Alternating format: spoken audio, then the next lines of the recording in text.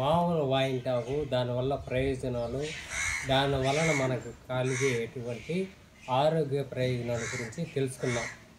ఈరోజు మనము కుక్క వాయింటాకు గురించి తెలుసుకుందాం.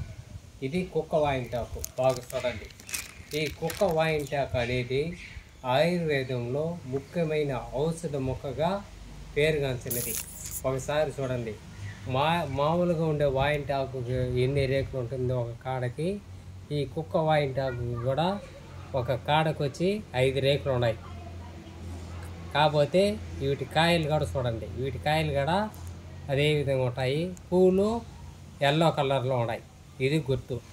అది ఇంతకుముందు వీడియోలో చెప్పింది నేను మామూలు వాయింటాకు, ఇది కుక్క వాయింటాకు. ఇది మనం గుర్తు కుక్క వాయింటాకు అనేది.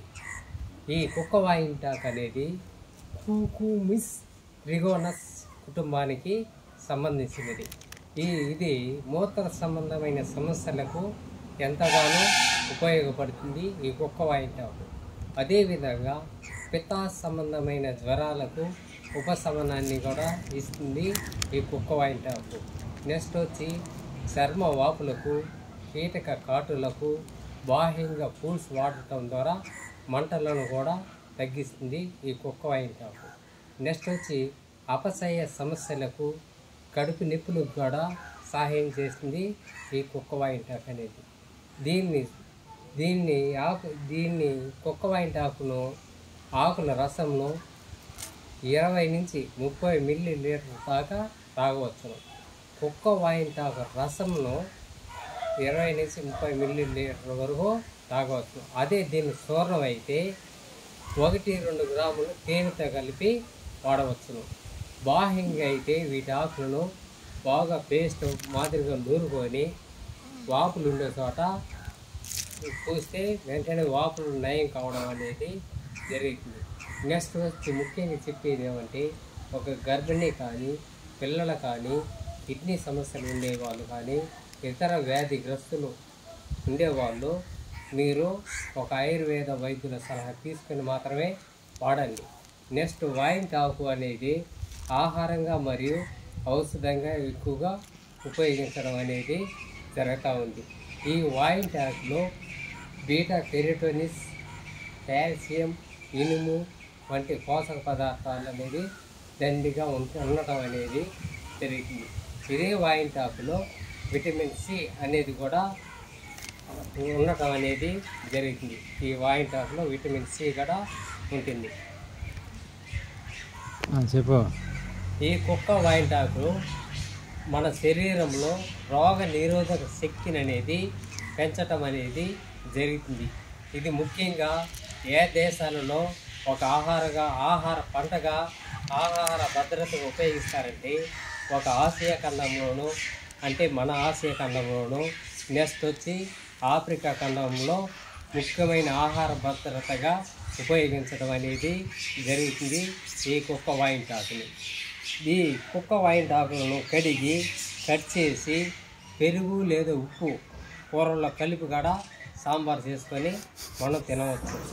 నెక్స్ట్ అదేవిధంగా సాంబార్ చేసుకునే దానికి ఇబ్బందిగా ఉంటే ఉల్లిపాయలు, మసాలాలు చేర్చి రుచికరమైన పచ్చళ్ళు చేసుకొని కూడా మనం తినవచ్చు. ఈ వాయింటాకులను 5 నుంచి 3 ఆకులు నీటిలోకి ఉడికించి పప్పు పిప్పులు వేసి కూడా తాగవచ్చు. వాయింటాకులు మంటలు, మొటిమలు, గడ్డలు తగ్గించడానికి హోమ్ రెమెడీలుగా కూడా ఉపయోగపడుతుంది ఈ వాయింటాకు అనేది. వాయింటాకులను కొద్దిగా తేనెను కలిపి కూడా మనం ఉపయోగించుకోవచ్చు.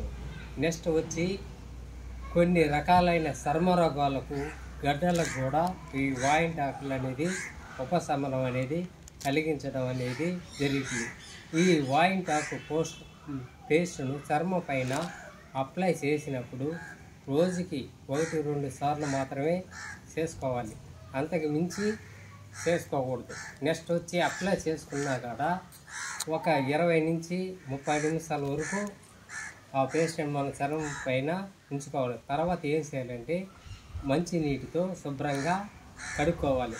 ఈ విధంగా వారంలో 3 రోజులు లేదా 4 రోజులు వరుసగా చేసుకుంటే మనకి ఈ ఫలితాలు అనేది గడ్డలు కానీ చర్మ రోగాలు కానీ మంటలు కానీ తగ్గటం అనేది జరుగుతుంది.